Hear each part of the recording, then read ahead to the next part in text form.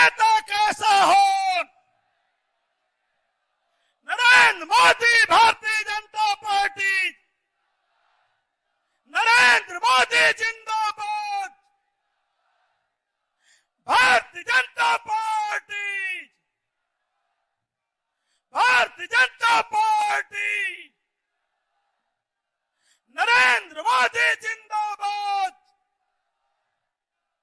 Bharatiya Janata party, Narendra Modi जिंदाबाद, भारत माता की, भारत माता की। मित्रों, वह शुभ घड़ी जिसका की बहुत देर से आप सब लोग प्रतीक्षा कर रहे थे, इस जिले की महान जनता और सुल्तानपुर जनपद की महान जनता, भारतीय जनता पार्टी के कार्यकर्ता जिस क्षण का इंतजार कर रहे थे, वह क्षण आ चुका है और श्रद्धेय मोदी जी हमारे बीच में है। मैं जो है कि बहुत समय नहीं लूंगा, बाधा नहीं बनूंगा। मैं यथाशीघ्र यहाँ की लोकसभा सांसद और जो अमेठी जनपद और इस पूर्वांचल की आवाज को दिल्ली में बुलंद करती है, माननीय मोदी जी के कैबिनेट में मंत्री ऐसे माननीय श्रीमती स्मृति ईरानी जी से मैं निवेदन करता हूं कि उनका माननीय प्रधानमंत्री जी का स्वागत करें, अंग वस्त्र देकर के स्वागत करें।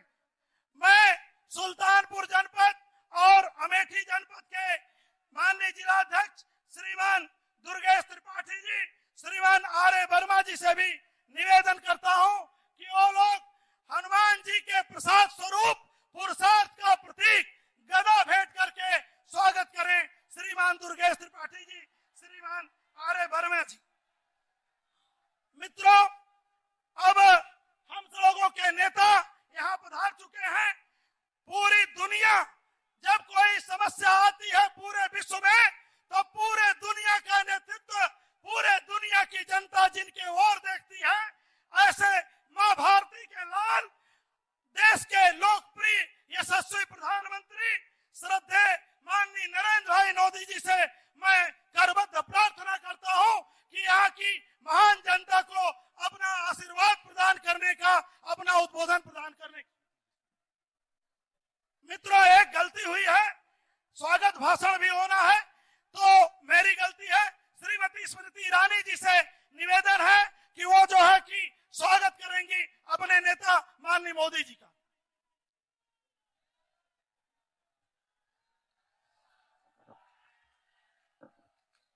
बोलो भारत माता की। आज अमेठी का ये गौरव है कि वो गरीब मां का लाल जो साल 2014 में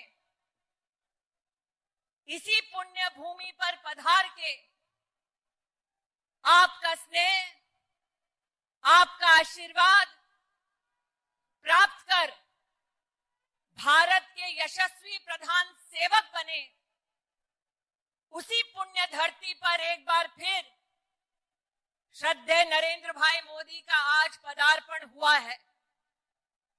नरेंद्र भाई, ये वो मैदान है जिसने साल 2014 में विश्व के लिए जयघोष किया था, एक स्वर में हिंदुस्तान को बताया था कि अमेठी है तैयार, अब की बार मोदी सरकार। ये वही जनता है जिसने साल 2019 में एक ऐतिहासिक घोषणा दोहराई और फिर नरेंद्र मोदी जी के नेतृत्व की सरकार बनने के बाद आज ये कर्मठ स्नेही जनता एक नए संकल्प के साथ आपके सम्मुख प्रस्तुत हुई है। इस बार ये जनता घोषित करती है कि अमेठी है तैयार, अब की बार मोदी योगी सरकार। इस मंच पर आज प्रधानमंत्री जी का स्वागत करते हुए मैं अपने शब्दों से जोड़ूंगी अमेठी के हर उस नागरिक को जिनको प्रधानमंत्री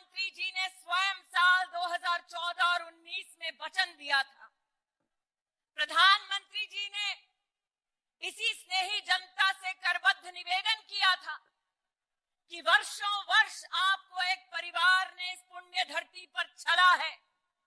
एक बार कमल के निशान पर विश्वास करें, एक बार कमल के निशान को अपनाकर सेवा का मौका दें और हम 5 सालों में वो कार्य कर दिखाएंगे जो गांधी खानदान इस क्षेत्र में 50 साल नहीं कर पाया।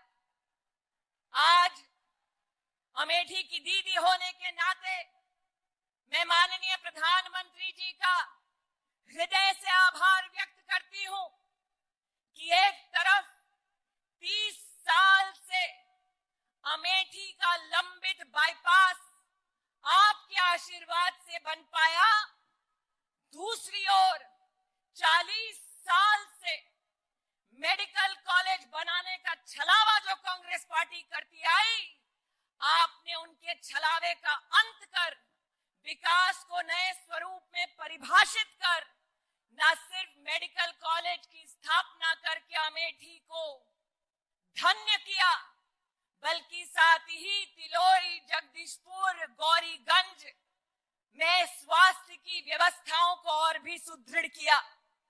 प्रधानमंत्री जी के आशीर्वाद से इन 5 वर्षों में अमेठी में 15 अरब रुपये का काम भारतीय जनता पार्टी की सरकारें कर पाई हैं। प्रधानमंत्री जी के आदेश अनुसार इन 5 वर्षों में अमेठी में 255 सड़कों के माध्यम से 530 किलोमीटर की सड़कों का जाल पूरे जनपद में बिछाया गया है। आज अमेठी धन्य है कि 50 साल वो एक खानदान अमेठी में एक सैनिक स्कूल न खोल पाया। सैनिक स्कूल का तोहफा भाजपा का कार्यकर्ता नरेंद्र भाई के आशीर्वाद से अमेठी लेकर आया। मैं आज वाणी को विराम देने से पहले आप सबको याद दिलाना चाहती हूं, यह वो अमेठी है जिसमें वर्षों तक गांधी खानदान ने, कांग्रेस पार्टी ने रिश्तों का छलावा किया, लड़कियों के उत्थान की बात की, लेकिन जायज में जो सरकारी भूमि लड़कियों की शिक्षा के लिए अधिकृत थी, उसको कांग्रेस के गांधी परिवार ने अपनी परिवार में सम्मिलित कर अपने लिए ऑफिस बनाया, दफ्तर बनाया। अमेठी साक्षी है कि जिस मैदान पर आज हम सब उपस्थित हैं, वो मैदान गौरीगंज के किसानों से जमीन ली गई ये छल कर कर कि किसानों को, उनके परिवारों को नौकरी दी जाएगी। कांग्रेस के इस परिवार ने किसानों की उन जमीनों को खुद अपनी फाउंडेशन में जब्त करके जब किसानों ने आवाज उठाई तो उनके खिलाफ कांग्रेस के स्वयं नेता कोर्ट में चले गए कि किसानों को उनका अधिकार ना मिले। मैं जानती हूं कि कल भी कांग्रेस के वो नेता जगदीशपुर पधारने का प्रयास कर रहे हैं, जिनको अमेठी ने 2019 में विदा कर दिया।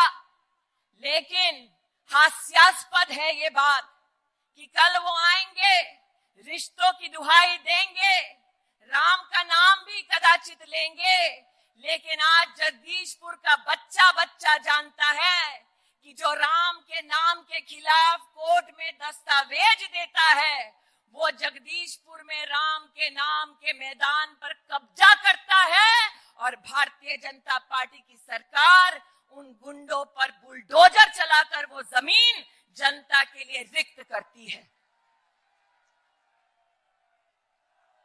ये वो भूमि है जिस पर लाल टोपी वाले आते हैं, कहते हैं कि जाओ, 7 साल से तपस्या कर रही है भारतीय जनता पार्टी, जाकर सांसद की पीठ पर छुरा भोंको। आज लाल टोपी वालों से भी कहना चाहती हूं कि आपका ये छलावा चल नहीं पाएगा। जिसने इन कांधों पर सुरेंद्र सिंह की अर्थी को उठाया है, उसके सीने पर भी वार करोगे तो अमेठी का ये नागरिक 27 को पोलिंग बूथ पर जाएगा, कमल का बटन दबाएगा, भारतीय जनता पार्टी की सरकार बनाएगा।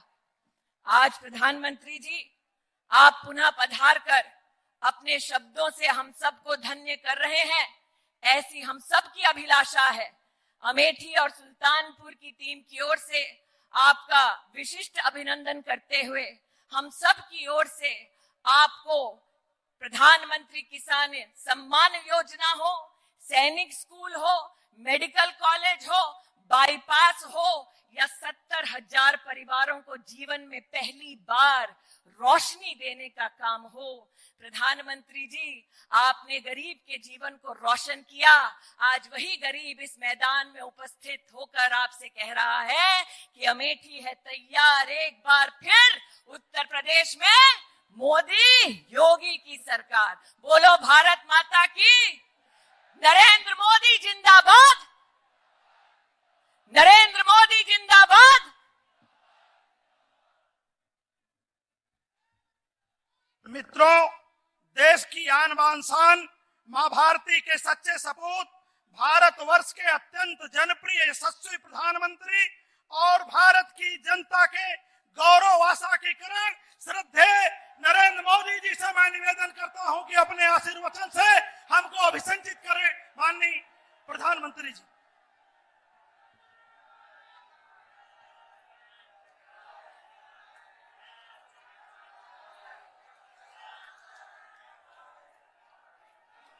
नमस्कार।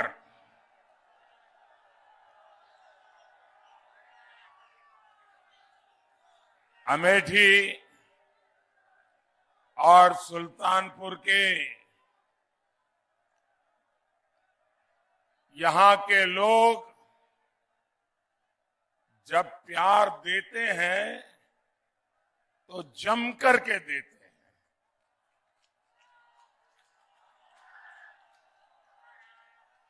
आज भी मैं वही स्नेह, वही अनुराग, वही अपनापन अनुभव कर रहा हूं और इसके लिए मैं आपका बहुत आभारी हूं।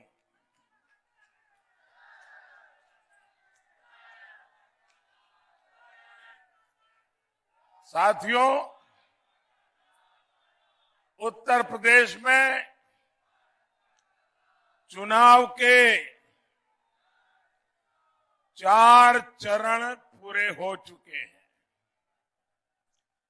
चारों ही चरणों में लोगों ने एकजुट होकर बीजेपी को अपना आशीर्वाद दिया है। जो गौर परिवारवादी सोच रहे हैं कि यूपी के लोग बंट जाएंगे, बिखर जाएंगे, देश हित को भूल जाएंगे, उत्तर प्रदेश के हितों को भूल जाएंगे, अपने इलाकों के हितों को भूल जाएंगे, उन सब के सारे गणित उल्टे पड़ गए हैं। उन्हें सच्चाई का पता 10 मार्च को लग जाने वाला है भाई। और इसलिए इस बार उत्तर प्रदेश रंगों वाली होली 10 मार्च को ही मनाना शुरू कर देगा। अमेठी सुल्तानपुर के लोग तो जानते ही है कि परिवारवादियों की हमेशा से ही ये दिक्कत रही है। ये लोग जमीन हकीकत से इतना दूर है, इतने आसमान में है कि जमीन पर क्या चल रहा है इन्हें दिखाई नहीं देता है।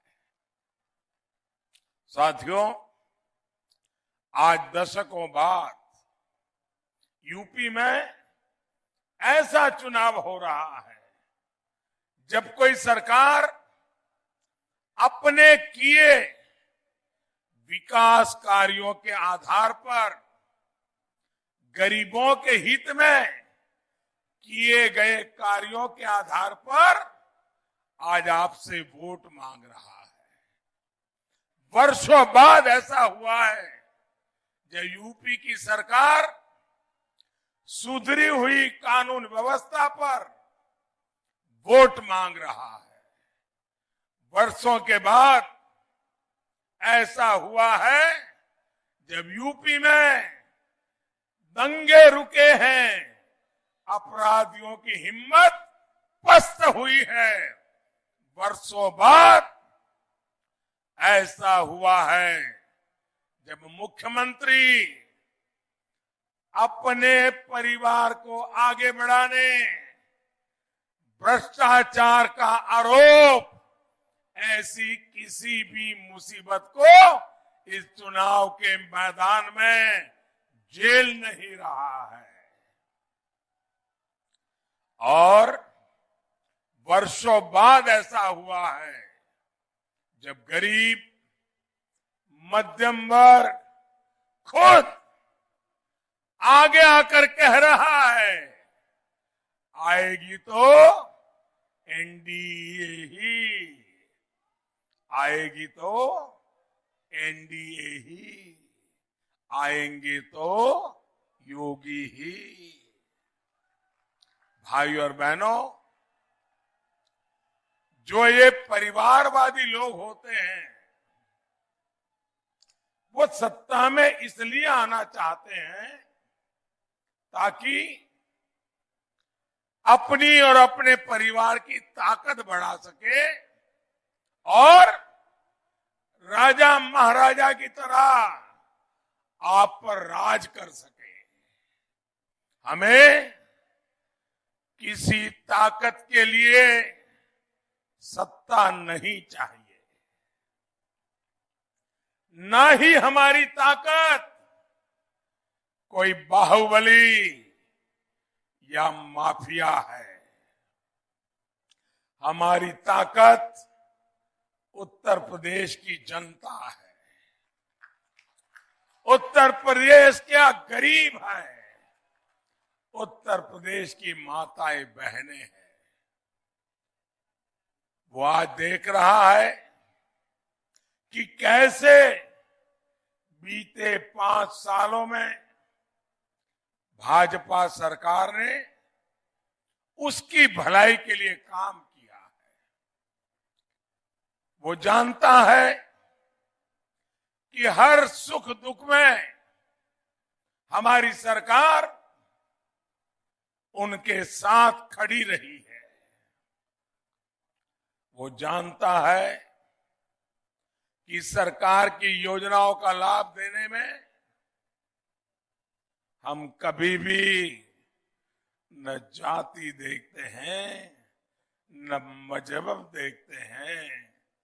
हम सिर्फ ईमानदारी से जो भी गरीब है, जो भी योजना का हकदार है, उसकी आवश्यकता की पूर्ति का प्रयास करते हैं। इसलिए आज यूपी के लोग भाजपा को दिल से इतना आशीर्वाद दे रहे हैं। भाई और बहनों, आज का दिन 24 फरवरी मेरे जीवन का विशेष दिन है, क्योंकि आज ही पीएम किसान सम्मान निधि को 3 साल पूरे हुए हैं।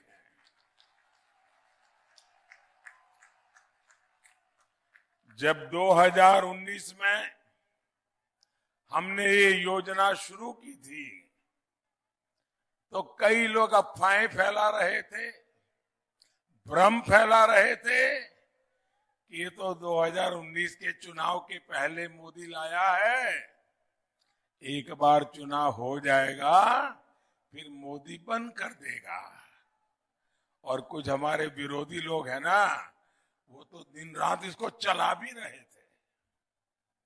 लेकिन भाइयों बहनों, हम जो काम करते हैं सोच समझ करके करते हैं, ईमानदारी से करते हैं और लोगों की भलाई के लिए करते हैं। और आपने देखा, चुनाव हो गया, हम जीत भी गए, लेकिन जो योजना शुरू की थी 3 साल से अनवरत, इस योजना का पैसा सीधे किसानों के बैंक खातों में जा रहा है। यहां अमेठी के किसानों को भी 450 करोड़ रुपए, 450 करोड़ रुपए से ज्यादा इस योजना से सीधे मेरे किसानों के खाते में जमा हुए। सुल्तानपुर के किसानों को भी 430 करोड़ रुपए से ज्यादा पीएम किसान योजना के मिले हैं। ये योजना कितने ही किसानों का, और खास करके मेरे छोटे किसान भाई बहनों का, उनका ये संबल बनी है। साथियों, आज आपके बीच आया हूं तो एक और बात भी बताना चाहता हूं।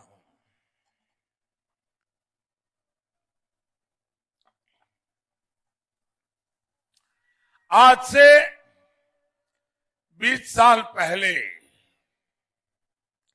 24 फरवरी की ही वो तारीख थी जब मैं पहली बार विधायक बना था।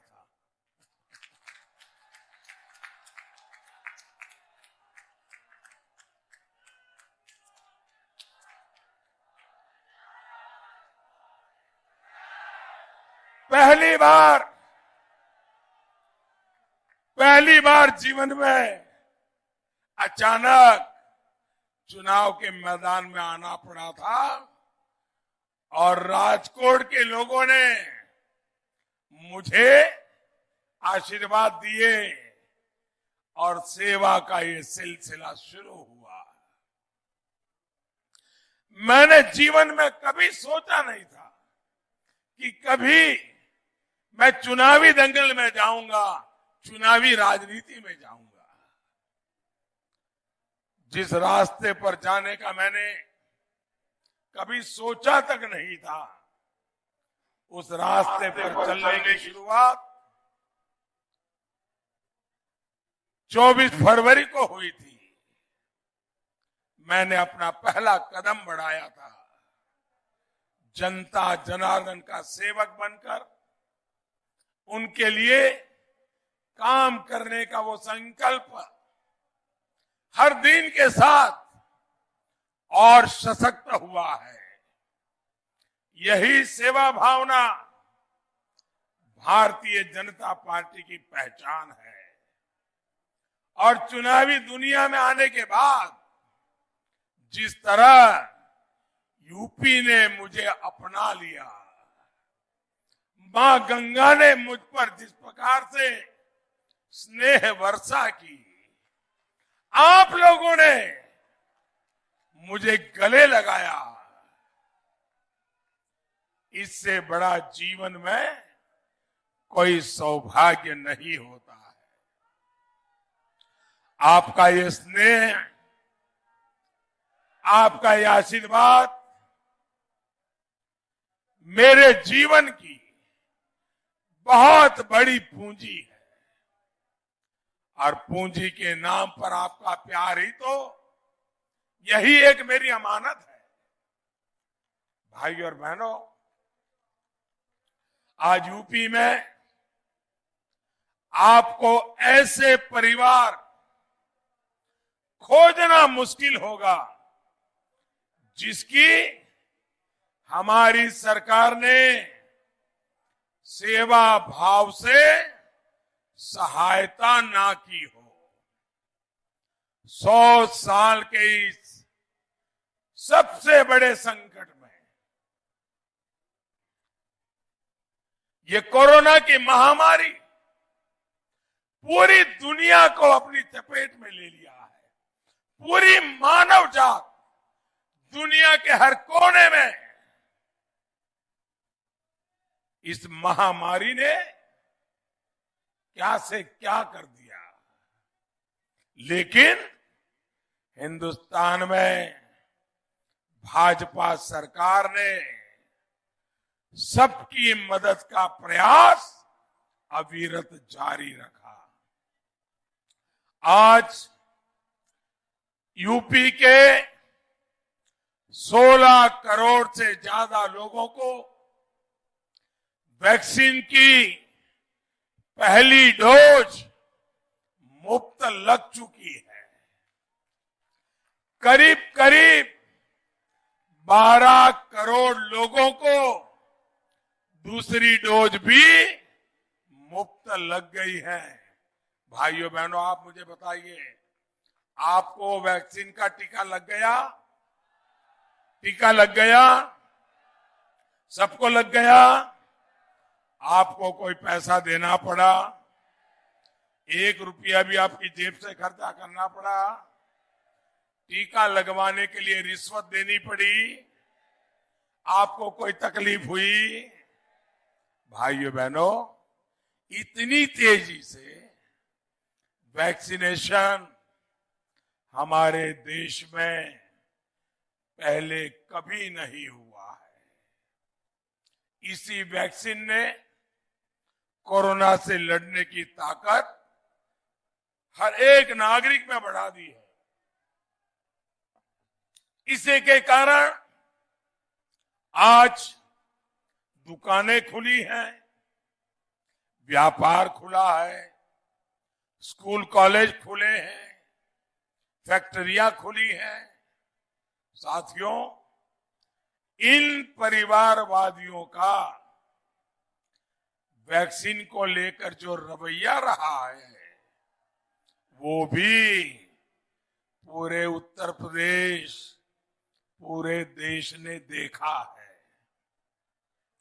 इन लोगों ने भारत में बनी वैक्सीन को बदनाम करने की भरपूर कोशिश की और यहां तक कह दिया, आपको याद है ना, यहां तक कह दिया ये भाजपा की वैक्सीन है, ये तो भाजपा की वैक्सीन है। और कुछ लोगों ने कहा ये तो भाजपा की वैक्सीन है, हम नहीं लगाएंगे। कोशिश यही थी, उनका इरादा यही था कि लोग डर जाएं, राजनीति का रंग लग जाए और लोग वैक्सीन न लगवाएं, और वैक्सीन न लगे, कोरोना का हमला होता रहे, लोग मुसीबत में फंसते रहे और मोदी बदनाम होता रहे, योगी बदनाम होता रहे, तबाही होती रहे। भाइयों बहनों, क्या ये सोच अच्छी है? क्या किसी का बुरा सोचना ये अच्छी बात है? क्या ऐसे लोगों को माफ किया जा सकता है? क्या इन्होंने गुनाह किया है कि नहीं किया है? ऐसे गुनहगारों को आपका वोट मांगने का हक है क्या?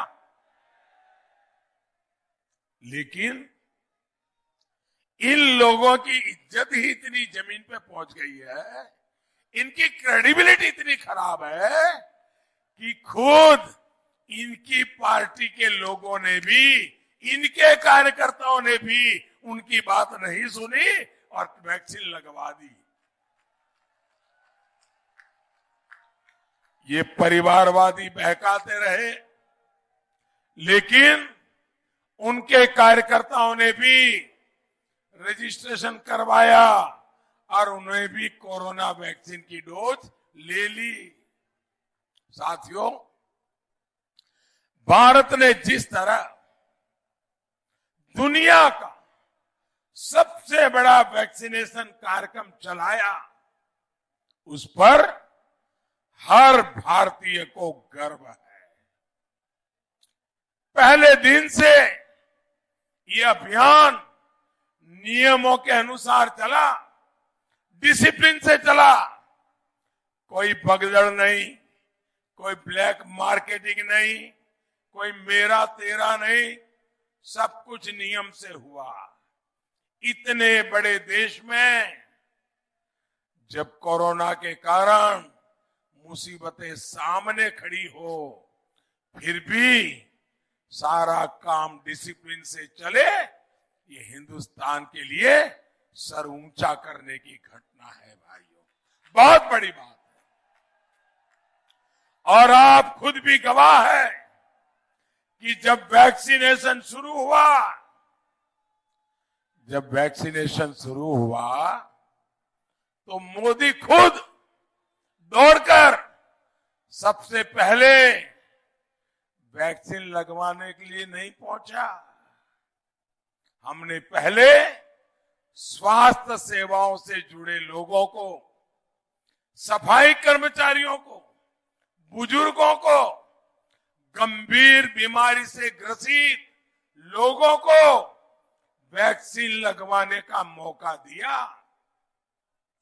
ये परिवारवादी सरकार में होते तो सारी लाइनें तोड़कर खुद सबसे पहले वैक्सीन लगवाते। आप ये भी देखिए, मैंने भी वैक्सीन तब लगवाई जब नियम से मेरा नंबर आया। आप सबको मालूम होगा, अब मेरी मां 100 साल की उम्र है, उन्होंने भी लाइन नहीं तोड़ी। उन्होंने भी जब उनका नंबर आया नियम से तब वैक्सीन लगवाई। इतना ही नहीं, अभी बूस्टर डोज, तीसरे डोज की चर्चा चल रही है। मेरी मां ने नहीं लगवाया क्योंकि उम्र 100 साल है, लेकिन कोई और बीमारी नहीं होने के कारण उनका नंबर नहीं लगता है, तो उन्होंने नहीं लगवाई। कानून नियमों का पालन प्रधानमंत्री भी करता है, प्रधानमंत्री की 100 साल की उम्र की मां भी करती है।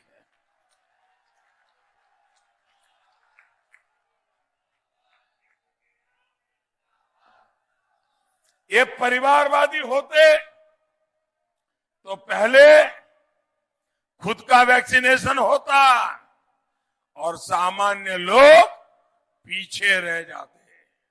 साथियों, यूपी के 15 करोड़ लाभार्थियों को इस मुश्किल समय में मुफ्त राशन का डबल बेनिफिट मिल रहा है। यूपी के 1,65,00,000 गरीब परिवारों को हमारी सरकार ने मुफ्त गैस कनेक्शन दिया है। यूपी के 34 लाख गरीब परिवारों को हमारी सरकार ने पक्का घर बना करके दिया है। और ये जो घर मिल रहा है ना, वो भी हमारा आग्रह है, वो मकान का मालिकाना हक उस परिवार की महिला के नाम पर हो, महिलाओं को उसका हक मिले। यूपी की लाखों बहनें बीते 5 साल में अपने घर की मालकिन हो गई है, लखपति हो गई है। साथियों, भाजपा सरकार की स्वामित्व योजना की वजह से आज यूपी के गांवों में लाभार्थियों को एक बहुत बड़ा वर्ग, जिनको लगातार उनके हक का चीजें सामने से उनके घर पे पहुंच रही है, ये वो वर्ग है जिसको पहले की सरकारों के समय अपने घर, अपनी जमीन पर कब्जे की चिंता आए दिन सताती थी। अब हम ऐसी व्यवस्था कर रहे हैं कि कोई भूमाफिया कभी आपका घर और आपकी जमीन को छू भी नहीं सकेगा। ये व्यवस्था हम कर रहे हैं। हम आपके घर, आपकी जमीन का पक्का कानूनी दस्तावेज टेक्नोलॉजी की मदद से तैयार करके आपको घरौनी दे रहे हैं। पीएम स्वामित्व योजना के तहत यूपी के लाखों ग्रामीणों को घरौनी दी जा चुकी है और आगे भी काम चल रहा है। बाकी गांवों में भी ड्रोन के माध्यम से ये काम, ये आचार संहिता के कारण अफसर जरा दूसरे कामों में इलेक्शन कमीशन की सेवा में है, लेकिन जैसे ही चुनाव का काम पूरा होगा धनाधन ये काम फिर से शुरू हो जाएगा।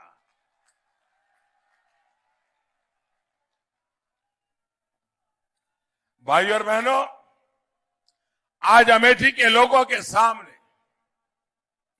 सुल्तानपुर के लोगों के सामने मैं ऐसे दो विषयों की भी चर्चा करूंगा जिसके हमारे देश के नागरिक, हमारे उत्तर प्रदेश के नागरिक, हमारे सुल्तानपुर अमेठी के नागरिक इसके भुक्तभोगी रहे हैं, परेशानियां झेली है।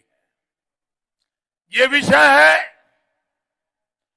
और वो देश के सामने, लोकतंत्र के सामने बहुत बड़ी चुनौती है। और मैं चाहूंगा कि मेरे जो नौजवान हैं वो मेरी इस बात पर गौर करें, उस पर जरूर ध्यान दें। साथियों, ये विषय है पहला, वोट बैंक की पॉलिटिक्स, और दूसरा परिवारवादी राजनीति। जब मैं दो विषयों की चर्चा करता हूं तो ये परिवारवादी लोग मुंह पर ताले लगा देते हैं और उनके जो इकोसिस्टम है ना, वो भी बात को उलट करके दूसरी दिशा में ले जाती है। आप देखिएगा, ये लोग कभी इसका जवाब नहीं देते क्योंकि इनके दिल में खोट है। साथियों, वोट बैंक की पॉलिटिक्स और परिवारवादी राजनीति दोनों ने देश का बहुत ज्यादा नुकसान किया है। जब आप वोट बैंक की पॉलिटिक्स करते हैं, किसी का तुष्टीकरण करते हैं, तो इसका सीधा मतलब ये होता है कि समाज के एक बड़े वर्ग से आप विकास का हक छीन रहे हैं। जब आप परिवारवादी राजनीति करते हैं तो इसका सीधा मतलब ये होता है कि आप किसी साधारण व्यक्ति से आगे बढ़ने का अधिकार छीन रहे हैं। साथियों, एक समय था जब इन नेताओं ने वोट बैंक पॉलिटिक्स को, तुष्टीकरण को बढ़ावा दिया, उसे खाद पानी दिया। आज वोट बैंक की इसी पॉलिटिक्स ने, तुष्टीकरण की इसी राजनीति ने इन नेताओं को, इन राजनीतिक दलों को अपना बंधक बना दिया है, बंधक बना दिया है। अब वोट बैंक की पॉलिटिक्स ही इन दलों की, नेताओं की मजबूरी बन गई है। इसलिए आज भी उनका हर फैसला इसी वोट बैंक की पॉलिटिक्स के हिसाब से ही होता है। ये फैसला अगर देश हित के खिलाफ हो तो भी ये नेता उस फैसले को लेने में जरा भी हिचकते नहीं है। उनको देश की नहीं, वोट बैंक की चिंता रहती है। और इसलिए आप लोग देखते हैं कि ये लोग हमारी सेनाओं का अपमान करते हैं, हमारे पुलिस फोर्सेस का अपमान करते हैं, उनके मनोबल को तोड़ने की बातें करते हैं, क्योंकि ऐसी बातें करने से उनकी वोट बैंक को खुशी होती है। इसी सोच की वजह से ये लोग हमारे संविधान की परवाह नहीं करते, देश की संवैधानिक संस्थाओं पर सवाल खड़े करते हैं। अभी आपने देखा है 56, यह आंकड़ा छोटा नहीं है, 56 निर्दोष लोगों को कुछ ही मिनटों में अलग अलग जगह पर बम धमाके करके 56 लोगों को मार दिया गया था, सैकड़ों लोगों को अपाहिज कर दिया था। ऐसा भयंकर मानवता के खिलाफ कृत्य करने वाले आतंकवादियों को, 38 आतंकवादियों को गुजरात की अदालत ने फांसी की सजा सुनाई है। अब मैं देख रहा हूं, मैंने कहा कि अदालत ने फांसी की सजा सुनाई है, आप सब तालियां बजाने लग गए। आपको अच्छा लगा कि नहीं लगा? न्याय मिला, उससे आपको संतोष हुआ कि नहीं हुआ? आपको न्याय में विश्वास है कि नहीं है? लेकिन आप देखिए, मानवता के दुश्मनों को फांसी हो गई, लेकिन वोट बैंक के डर से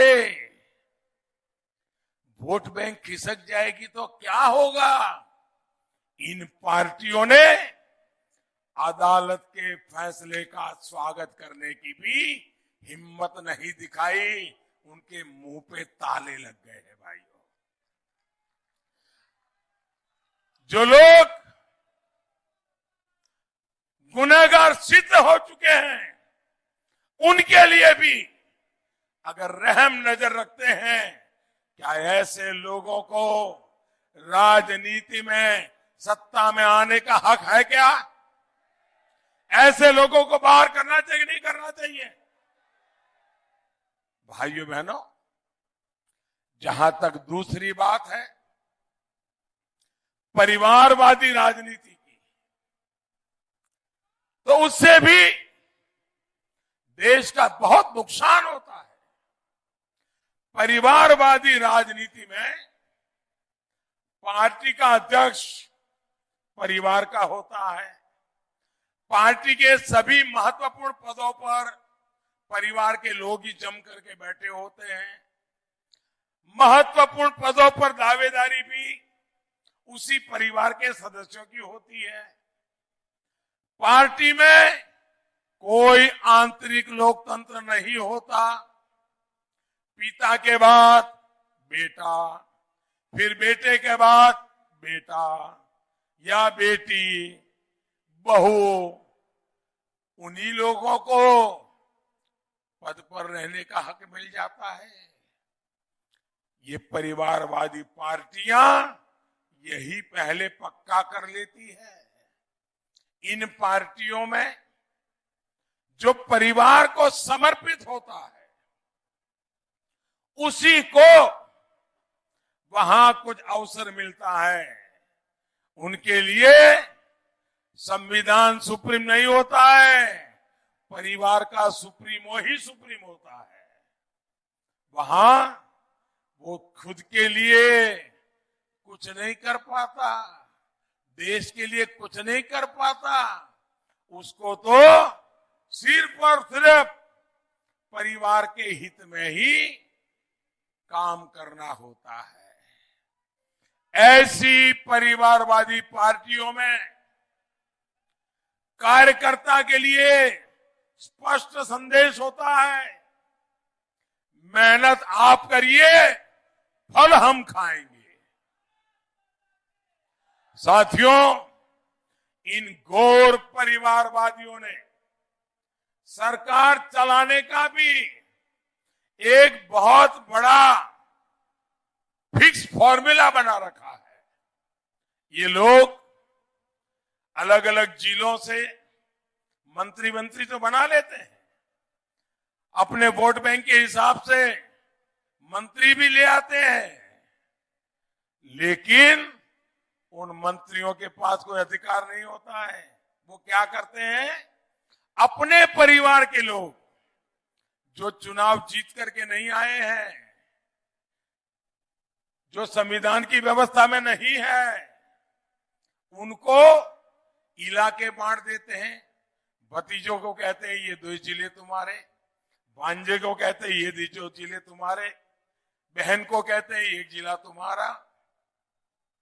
और अफसरों को भी मालूम होता है जो मंत्री बनाए हैं वो तो नाम के हैं, असली मंत्री तो परिवार में जिनको बनाया है सब कुछ उसी को। ये सुपर मिनिस्टर के ऊपर सुपर मिनिस्टर वो परिवार का होता है। फिर जो विभाग होते हैं, खनन का काम भांजा देखेगा, हेल्थ का काम भतीजा देखेगा, विभागों को भी परिवार के सुपर मिनिस्टर को बांट दिया जाता है। और इसलिए नीचे सरकारी तंत्र को भी मालूम होता है कोई काम वाम करने की जरूरत नहीं है, जनता का भला करने की जरूरत नहीं है, बस इस सुपर मिनिस्टर को संभालो, अपना सीआर ठीक रहेगा, अच्छा पोस्टिंग मिलता रहेगा, और इसलिए सरकारी तंत्र भी बर्बाद हो जाता है। भाइयों बहनों, इस तरह चुपचाप परिवार में बैठे बैठे लोग सरकार में सुपर मिनिस्टर के नाते सारा कब्जा करके बैठ जाते हैं। चोरी छिपी से फाइलें भी तब तक क्लियर नहीं होती है जब तक कि सुपर मिनिस्टर ने हाँ न कहा हो। यानी मंत्री कोई भी हो, लेकिन परिवार का सदस्य ही उस मंत्रालय के चलाता है, उसी के काम से बात आगे बनती है। भाइयों बहनों, क्या ये लोकतंत्र के लिए, संविधान के लिए, सामान्य मानवी की आवश्यकताओं की पूर्ति के लिए ये रास्ता उचित है क्या? भाइयों बहनों, और इन सब परिस्थिति में वहां के अधिकारियों को परिवार का सदस्य ही कंट्रोल करता है। ट्रांसफर पोस्टिंग भी वो सुपर मिनिस्टर कहेगा तभी होगी।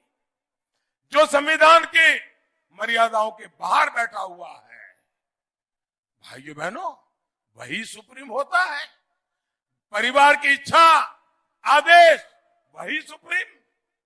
इसलिए परिवारवादी पार्टियां डगर डगर पर संविधान का अपमान करती है, संविधान को नकार देती है। साथियों, परिवारवादी पार्टियां अगर सबसे ज्यादा नुकसान करती है तो वो है हमारी युवा प्रतिभा का, युवा टैलेंट का। जबकि आप देखेंगे भाजपा में आज कोई अध्यक्ष है, कल कोई और अध्यक्ष बन जाता है। आज कोई एक भूमिका निभा रहा है, कल कोई और वही भूमिका निभा सकता है। भाजपा पिता एंड सन्स की प्राइवेट पार्टी नहीं है और ना ही कभी हो सकती है। भाजपा में कौन किस परिवार का है इसका कोई महत्व नहीं है। हमारे यहां कार्यकर्ता का परिवार नहीं, उसकी कर्मठता, उसका समर्पण, जनता के लिए सेवा करने का भाव, उसी को हम ध्यान में रख करके हम पार्टी का विस्तार और विकास करते हैं। और आप जनसंघ के जमाने से इसे देख सकते हैं। हमारे यहां हमने इसी लोकतांत्रिक परंपरा को आज भी हम जीते हैं और आगे भी जीने का वादा करते हैं। भाइयों बहनों, भारतीय जनता पार्टी को जन्म हुए करीब 4 दशक हो गए। इन 4 दशक में आप देखिए, हमारे यहां पार्टी अध्यक्ष, सभी पार्टी अध्यक्ष अलग अलग बने, अलग अलग इलाके के बने हैं। कोई किसी परिवार के प्रभाव में हमारा अध्यक्ष नहीं बना है, जबकि पिछले 4-5 दशकों में हमने कांग्रेस पार्टी में करीब करीब एक ही परिवार का अध्यक्ष देखा है। साथियों, आजादी की लड़ाई के समय कांग्रेस में कम अधिक मात्रा में लोकतंत्र बचे हुए थे। जब बड़े बड़े स्टॉलवर्ड लीडर हुआ करते थे, तब वहां अध्यक्ष बदले जाते थे, वहां लोकतंत्र बचा हुआ था। लेकिन कांग्रेस में आजादी के बाद जो दिक्कत आना शुरू हुई, जब एक ही परिवार ने पार्टी पर कब्जा शुरू कर दिया, कांग्रेस की देखा देखी पूरे देश में बहुत सारी पार्टियां ये कांग्रेस को देख करके सीख गई और पूरे लोकतंत्र को दीमक की तरह बहुत बड़ा नुकसान कर दिया। यहां यूपी में भी गौर परिवारवादियों ने कांग्रेस कल्चर को ही खुद ने पूरा का पूरा उतार लिया है, उसी रंग में रंग गए। बीते कई दशकों से कांग्रेस हो या समाजवादी पार्टी, एक ही परिवार की बंधक बनी हुई है।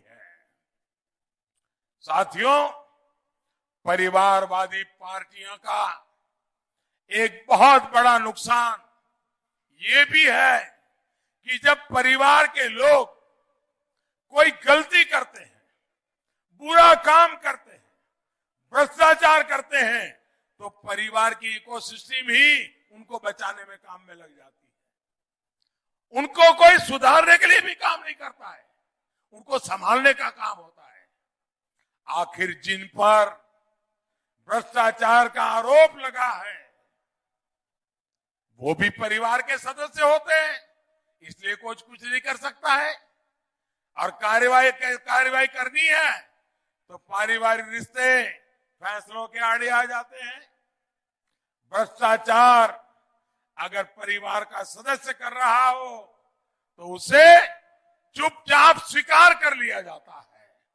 उसके बाद यही भ्रष्टाचार उस पार्टी का, उस सरकार का रोजमर्रा का व्यवहार बन जाता है। इससे भी देश का बहुत नुकसान होता है। इसी ने उत्तर प्रदेश का भी दशकों तक बहुत नुकसान किया है। इसलिए यूपी के लोगों को वोट बैंक की पॉलिटिक्स करने वालों से, परिवारवाद की राजनीति करने वालों से बहुत सतर्क रहने की जरूरत है। और मेरे नौजवान, आपको ज्यादा सतर्क रहने की जरूरत है। और अमेठी के लोग तो जानते ही हैं कि ये लोग किसी के नहीं होते। आपने जिन्हें बरसों तक सर आंखों पे बिठाया, सम्मान दिया, और जैसे ही आपने उनको भगाया तो उन्होंने केरल में जाकर आपकी ही बुद्धि को कोसने की शुरुआत कर दी, आपकी समझ पर ही सवाल उठाने लगे। भाइयों और बहनों, विरोध और अवरोध जिनकी राजनीति है वो ये करते ही रहेंगे। हम विकास की नीति उस पर तेज गति से चलते रहेंगे। बीते 5 साल में अमेठी में ही पीएम आवास योजना के 60,000 से ज्यादा घर बनाकर गरीबों को दिए गए हैं।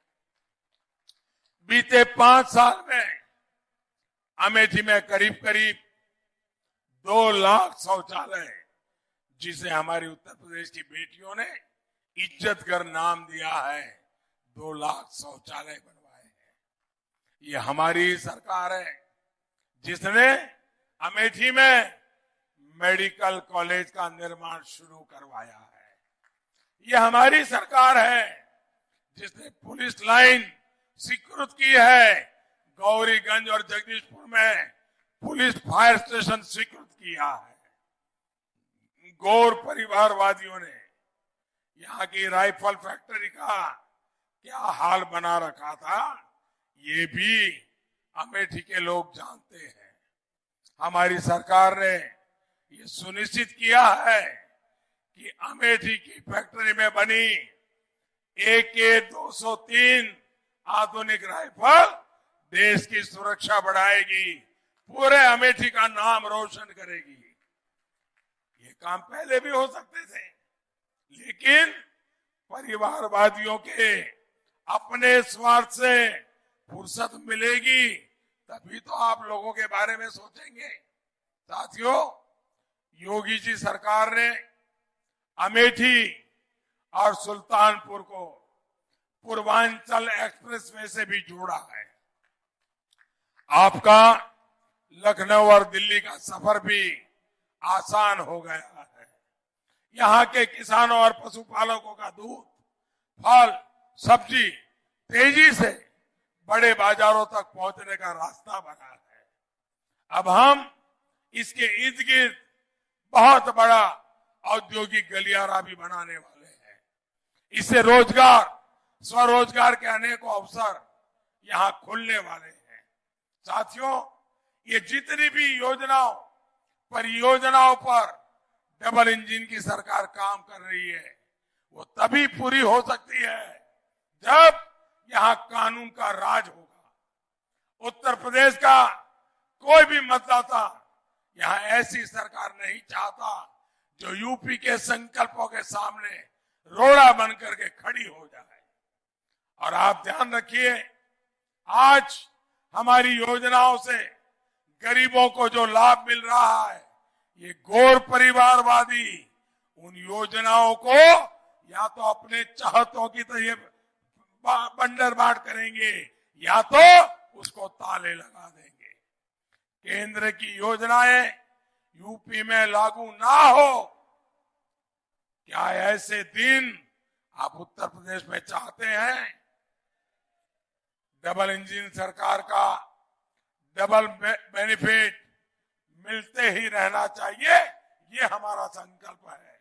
इसलिए आपको भारी संख्या में भाजपा के पक्ष में वोट डालना है। अपना दल हमारा साथी दल है, निषाद पार्टी हमारा साथी दल है, उनके उम्मीदवारों को भी जिताना है। आप सब इतनी बड़ी तादाद में हमें आशीर्वाद देने आए, मैं देख रहा हूं दूर दूर तक लोग खड़े हैं। मैं आपका बहुत बहुत आभारी हूं। मेरे साथ बोलिए, भारत माता की, भारत माता की। भारत। सभी उम्मीदवारों से मेरा आग्रह आगे आ जाए और हमारे दोनों सांसद आगे आ जाए।